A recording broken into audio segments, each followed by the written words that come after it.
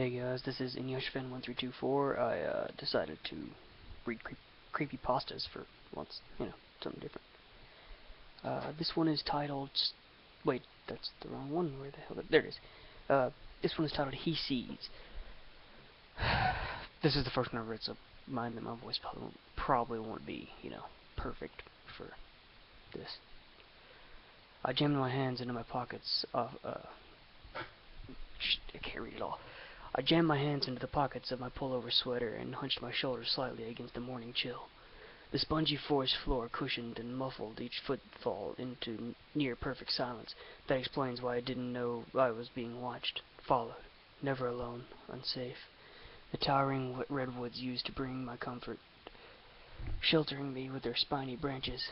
Then there was that day, just that one day, changing everything. It was morning, a bit early, just after dawn. The ocean fog had rolled in, shrouding everything in a thick mist.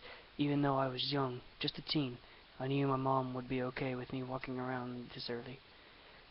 I had grown up in these woods, after all. I should have noticed that new tree, a tree that hadn't been there yesterday, a tree that shouldn't have been there at all. It wasn't even a tree. But I didn't take notice because an odd rustling, swishing sound approaching me from behind. A light chill ran across my shoulder as I spun around frantically to look at the source of the noise. My cat, Anna, trotted up to me happily through the fog and rubbed her head on my leg. I ran my hands down her long, silvery fur. How could I have been so paranoid? She's almost always following me on my walks. I strolled a bit longer. Anna followed me unusually closely. Suddenly she darted off into the forest, leaving me alone. I didn't know that was the last time I would see her alive. How could I have? Must have been a squirrel, I said. Slowly, I kept walking. Then I heard it. An unearthly growl, an animal in pain. A cat. My cat. Anna! I shouted into the grassiness, crashing through the undergrowth towards the sound of my beloved pet. A small clearing opened in front of me. Empty. Lifeless. An old redwood sat in the other side of the clearing. I stepped toward it, closer, until it was 6 feet from my face. Bile rose in my throat as I saw a symbol scrawled on the bark. An X superimposed on a circle, written in blood. Fresh blood. A buzzing sound filled my ears, like that of an insect. I stared at the symbol, not knowing what to think. The buzz increased in frequency until it was a high-pitched ring.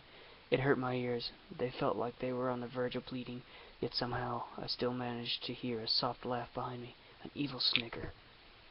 I turned slowly and saw him. It, whatever the hell it was, or whatever the hell it is or was. It was so tall, 10 feet maybe. At first I thought it was a logger. I'd seen some pretty big loggers in my life. But what logger wears a goddamn business suit in the forest? And I have never seen or will see a human that tall. And what human has that many limbs? Along with 2 abnormally long, spindly arms, it had others. Tentacles. 4, 6, 8, maybe 10. It was skinny, too. Unnaturally slender. I saw something in its hand. In its white hand, something silver and gray and scarlet. In each hand dripping scarlet off soft fur. The ringing in my ears gave way to his laughter. Feeling in my ears, feeling my mind, cramming itself into my soul, eating away the good, the happy, leaving the darkness, blood, pain. Several emotions flooded through me at once: rage, sadness, pain, above all, fear. Undiluted fear courses through my veins, along with frantic adrenaline, making me feel as though I'm freezing and boiling at the same time. An awful cough rattled my bones, forcing to my hands and knees. My back arched slightly as I inhaled, sounding like death. But that was impossible. How could I be death? How could I be when he was standing before me? I glanced up briefly, hoping he would be gone. Hope was crushed in the face of fear. He was still there, closer, about 5 feet away from me. I was still on the ground. Then he moved. He leaned towards me. I didn't look up. He bent down and grabbed me with one of his long bony tentacles, binding my arms to my sides. He lifted me off the ground as if I weighed nothing. His eyes fluttered closed. I felt him grab my chin with his hand. Even with his palm on my chin, his long fingers reached into my hairline. His hands were surprisingly warm. I opened my eyes slowly. I opened my eyes to look upon his face. Our heads were about 3 feet apart. At first everything was fuzzy. I could see shapes. I saw the outline of his head, tilted slightly as if in curiosity. He angled my head another way, and my vision came into focus. I opened my mouth to scream. He had no face. Smooth, white, bald blackness. No eyes to examine me with, though that was what he seemed to be doing. No mouth to laugh with, but I knew he had. I will never forget that laugh. My scream never made it. Impossibly fast, his hand slid up to my mouth, clamping my jaw shut, displacing some of my hair, which had been tucked behind my ear. He shook his head slowly. I flailed, kicking my legs wildly. In the same unnatural quickness, another sharp, angular tentacle wrapped itself around my ankles, immobilizing me completely. He shook his head more emphatically, squeezing my jaw until it felt like my bones would snap. Even though I willed myself against the impulse to cry, a tear rolled down my cheek. With unexpected tenderness that contradicted the extreme pressure on my jaw, he reached up with his other hand to brush away the tear and tucked my hair out of my face. He tilted his head this way and that, and when he seemed satisfied, he shrugged a little and carelessly dropped me on the ground. I landed on my back, the air pushed out of my lungs. I managed to breathe after several seconds. He stood over me, watching, staring me down. He waited for me to catch my breath. When I did, he kicked me viciously in the ribs, flipping me over onto my stomach. I felt a rib crack, sending searing pain through my chest, that, coupled with the pain on my jaw, forced a small whimper out of me. He chuckled at my pain. Then I watched him walk away. Every breath hurt. I watched until the fog had almost completely hidden him from view. Then he stopped suddenly and turned back to look at me again. In an instant he was right behind me. He grabbed the hood of my sweater and lifted me off the ground again, the hood practically choking me. "What do you want with me?" I managed to say, more cold laughter with abrupt cruelty. All pairs of thin tentacles pierced my back. What did I know of pain? Who was I to say that I had known agony?